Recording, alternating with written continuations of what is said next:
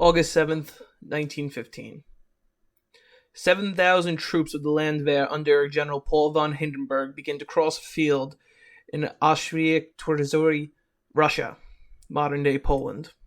It is the first summer of the First World War, and these are fresh troops from the German Empire facing off against experienced Russian troops commanded by Vladimir Karpovich Katalinsky. Hindenburg, in an attempt to lighten the wounds and death count, has opted to use gas attack on the Russian position. This gas attack is of chlorine and bromine, two gases that once they enter your lungs and mix with the moisture, usually will bring immediate death. Upon arriving to the Russian positions, the German soldiers discover all of the soldiers dead, including many of the nearby wildlife, including birds, rabbits, and other such things. As they look at the scene in terror at the effects of the noxious gas, something happens. One Russian soldier stands, then another, and then another. What these German soldiers see is nothing short of a horror movie written by George Romero. So today, on History Guy, we talk about the infamous Attack of the Dead Men. Alright, folks, so let's start at the beginning. This was the first full summer of the war.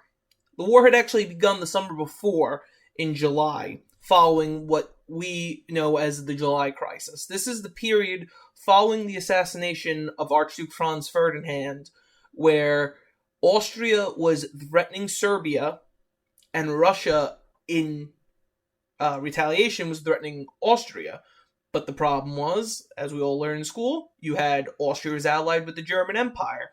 The German Empire threatened Russia. Russia was allied with France. France threatened Germany. Now, there's a little bit of a misconception when it comes to the July Crisis, because clearly we know that England sided with France and Russia.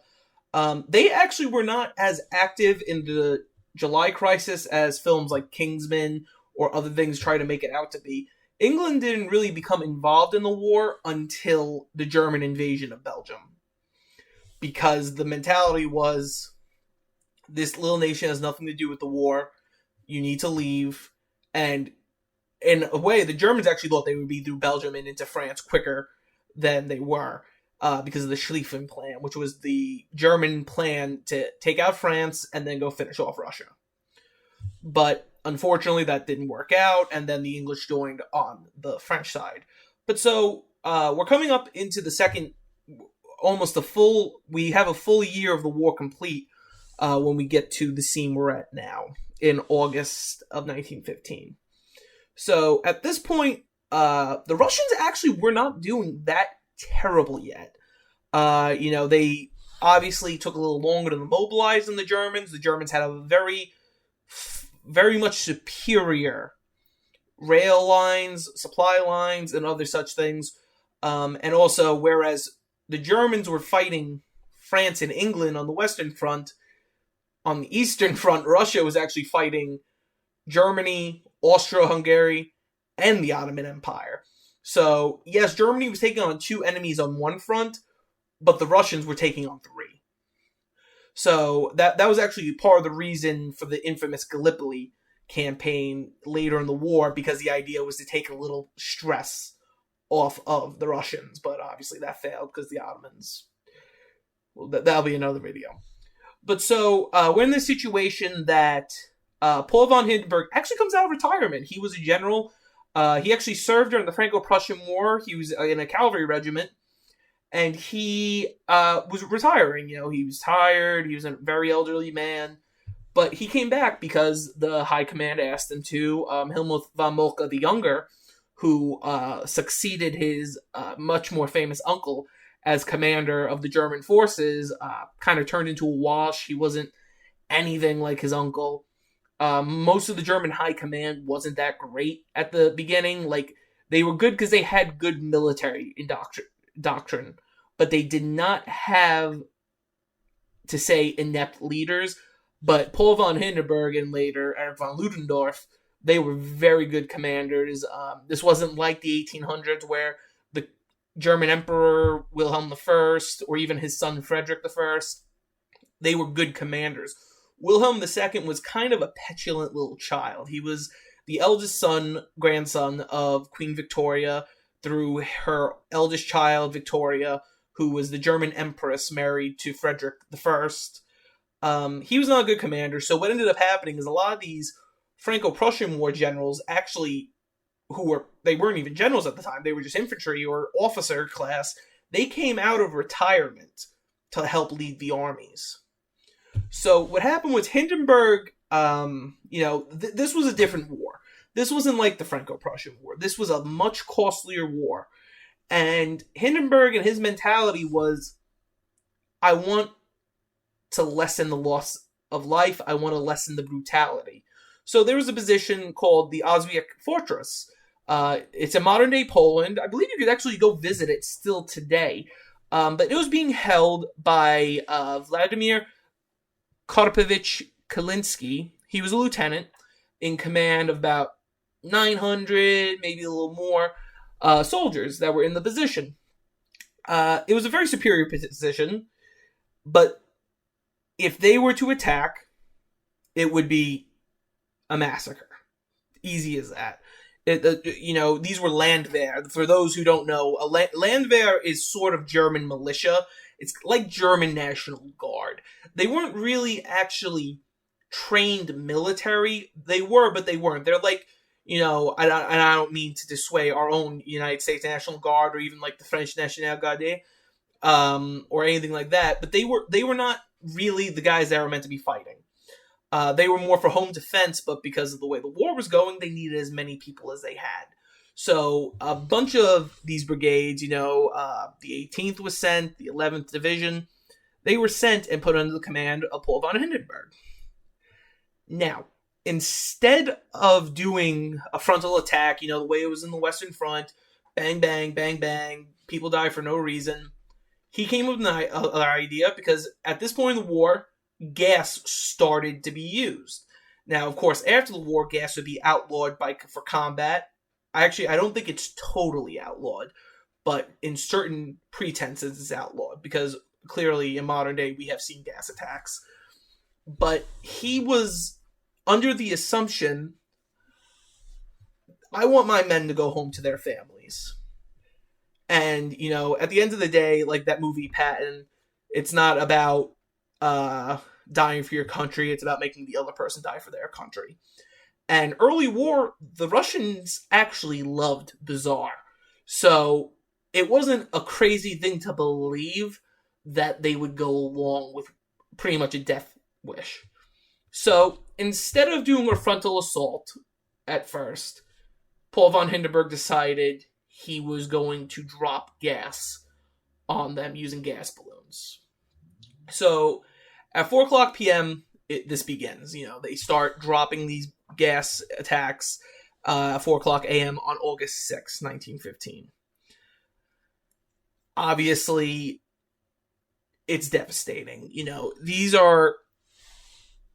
To tell you how early this is in the war, it's understood gas warfare exists, but it's not being utilized, if you know what I mean. They're not really using it that much.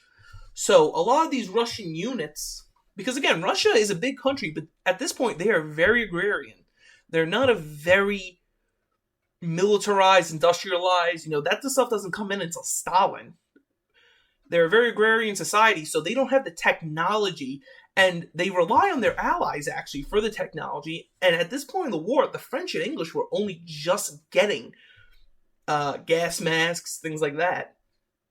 So what ends up happening is these bombs get dropped on these soldiers of the Zemelinsky regiment that Kotlinski is commanding, and they don't have gas masks.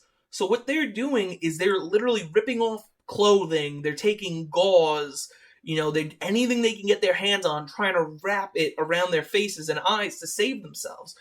Because you gotta understand, what those gases do is they pretty much just choke you to death, and they melt your skin, and they do all these horrible things, and that's why they were outlawed, is because of what they do to a person.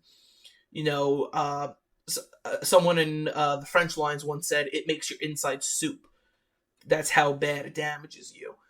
So, after a day and a half so doing this, finally Hindenburg's watching, and he's not seeing any movement.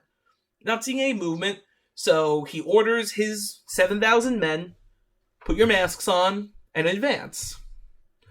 So this is what happens next, is there's a very long frontal assault of soldiers marching across no man's land towards Auschwitz Castle, fortress. Now, again, the assumption here is everyone's dead. They get to the lines, and everyone's dead. Or they think everyone's dead. They look around, they don't see anyone moving, and then finally, there's this moment, because, again, yes, you're in a war, but at the same time, you can appreciate humanity. So, a lot of them were in their way paying respect, this is terrible what happened, but then one soldier stood up. Now, I described a little bit before what bromine and chlorine could do to the person. It mixes with the moisture inside you in your lungs and things, and it literally starts to asphyxiate you.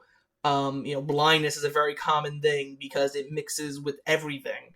So these soldiers viewed the Russian soldiers getting up. They were covered, their faces were covered in blood, their eyes were bulging red, their skin was literally like melting, they were coughing up blood. It was everything we today know as a horror zombie movie. This was like 28 Days looking things. Like, these guys looked horrible. Like, the Germans were actually stunned because, again, they walked up to the position and everyone was, in quote, dead.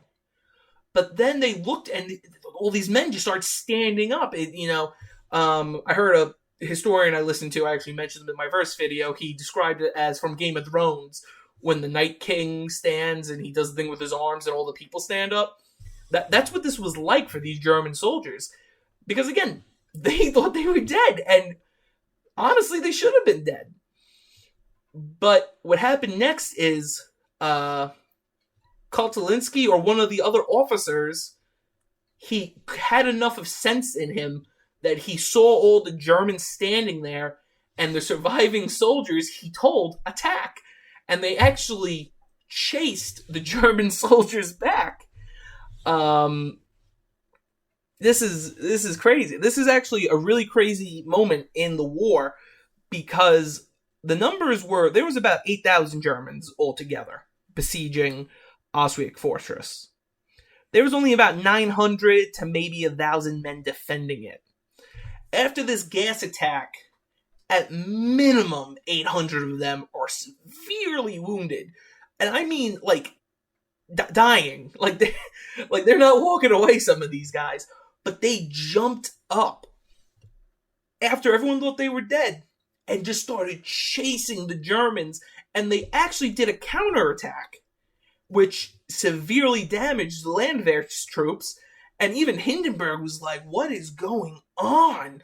Because put yourself in the shoes of someone like Hindenburg, a general. You're standing there with your binoculars, you're watching, and you see your men running away.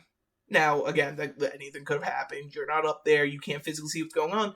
But then you see these people in torn clothes, blood dripping down their faces, some guy spitting out a lung, all these horrific things. And they're chasing your men, and your men are terrified. So what do you do in that position as a general? Because you yourself have never seen this.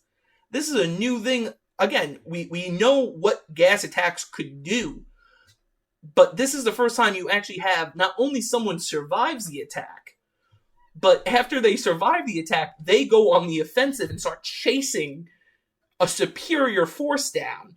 Again, there's probably only a few hundred, if even, Russians who survive, and there's still about at least 6,000 Germans waiting, and they scared them off. So I wanted to bring this video up first because I think this is a very fascinating phenomenon. There's a band called Sabaton, which I actually love. You should definitely listen to their music. They do metal, which I'm not even a metal fan, but they do metal music about things in history, and they actually have a song called Attack of the Dead Men about the siege of Oswiec Fortress. And you listen to the lyrics, and you're literally putting in the boots of the German Imperial soldiers, who it's like a horror movie. It's like a Romero movie. You're just walking in, and then these men who you were sure were dead are standing up, staring at you, and then going at you. Now, luckily, none of them ate any of the Germans, but here's something to also put into consideration for this time period. The first movie that even remotely mentions zombies comes out in the 1930s, and it's not even the zombies we know today. That's why I keep using the name George Romero.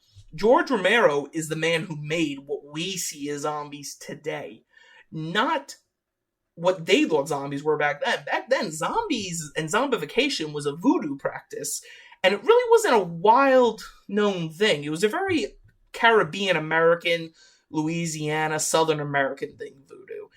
So, but even then, they weren't even zombies. They were just people who were kind of under a trance. Like I said, that first movie that came out, I believe it's called The White Zombie, and it's about a voodoo priestess possessing a man, and he's a zombie. You can't stop him, you can't do anything. He's just under their control. So these German soldiers had no idea what was facing them. They literally thought in their minds this was the gates of hell reopening, and these men were sent back to kill them. And I was saying this to someone earlier when we were discussing it, because he was the classic American movies being like, oh, those Russians must have been gangsta. But no, that's a scary thing. Think about this. In 1915, you're a Lutheran, you're a very religious German, and then you see this. And not only that, you're already being told propaganda about the Russians up until this point. So now, not only is that propaganda coming true, but you sincerely think the devil is coming up to you. And that's what the Sabaton song really illustrates, is this horror these guys must have felt. It must have felt something from a Romero movie. Like, these guys, you thought they were dead. They weren't coming back. And then they just chased them. At the end of the day, the Russians did win. But about 10 days, 16 days later, the Russians actually surrendered the area. It kind of became uncontrollable. So they pulled out, and when they pulled out, it actually kind of led towards the future battles like Tannenberg and things like that. Because with them pulling out of that area, they kind of left open the routes into Russia a little more. So overall, it might have been a Russian victory at the time, but overall, it actually kind of failed, because at the same time, like, oh yeah, you beat them, but you also don't have half of your men, because again, these men who were sick and dying now, they had to get taken off the field, and a lot of them probably didn't even leave the field. They probably just died. So, so that's the Battle of Oswiec Fortress, or better known as the Attack of the Dead Men. Thank you so much for watching. I hope you enjoyed. It's a pleasure to do these videos. I hope we see you real soon, and thank you for watching. Have a good one.